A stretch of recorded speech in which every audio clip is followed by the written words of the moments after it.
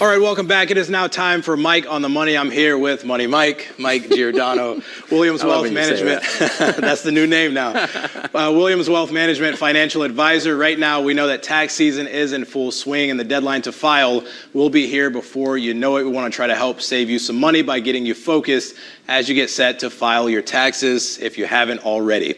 Now, of course, the first step is getting organized, and the real question is, how do we make this entire process less overwhelming? Right. And the key operative word there is less, because almost everybody feels overwhelmed as they're trying to get all their taxes together. But the key thing here is no different than anything else you're trying to do, where you're trying to cobble together a lot of things at one time, is to try to break things up into pieces. And so the first thing to do, I think, is go back and look at what kind of documents you needed for last tax season. Start writing these things down on a checklist. So if you have your whole list together, then you can start grabbing the documents. If you just start grabbing documents, you might overlook some things. And there's a lot of documents that people typically overlook. They can overlook education savings accounts.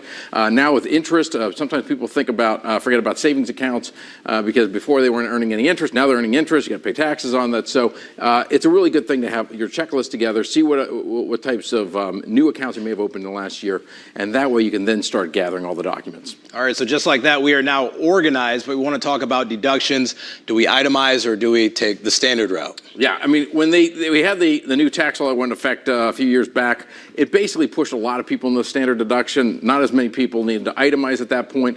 The problem is sometimes people fall in the trap of just going, I know I'm going to take the standard deduction, so I don't need to worry about keeping receipts or any of those other things. And you may fall into a situation where, hey, we have higher mortgage rates. If you bought a house in the last year, you may have a lot more mortgage interest. It may push you into itemizing. It makes sense. You may have had a lot of medical expenses in the last year. That could drive you to itemizing. So it's really important that you still focus on, hey, each year, some years you might itemize, some years you might take standard deduction, but make sure you have all of your receipts, all of your statements together so that you're getting as much tax break as possible. And looking out for myself, decades and decades later, can you kind of talk about retirement? Can we still implement that for 2023? Yeah, some accounts you can, some you can't. 401ks, those types of things, you had to make all those contributions in 2023. But IRAs, Roth IRAs, health savings accounts, even in a lot of states, including South Carolina, you can put money into a 529 for last year. So you still have you still have time to contribute to those accounts if you haven't already maxed those out. So you're either going to get some tax-free growth in the case of Roths, or you potentially get some tax savings with HSAs and with IRAs. And with filing in general, how can we go ahead and plan for the future? We're going to have to do this every year. This is the key, really, Rashad, is that it's really important to try to take advantage of tax breaks that you could have maybe gotten in 2023. So it's really good to have everything organized, take advantage of last year's taxes. But the real savings comes down to what you're planning for the next decade, 2 decades, 3 decades.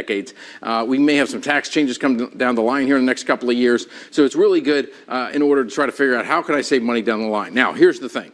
As your CPA is trying to fill out your taxes right now, they don't necessarily have a lot of time to focus on how they can help you plan in the future. But you can glean a lot of information from some of the questions they're asking you right now around like energy efficiency. Have you done any improvements to your home there?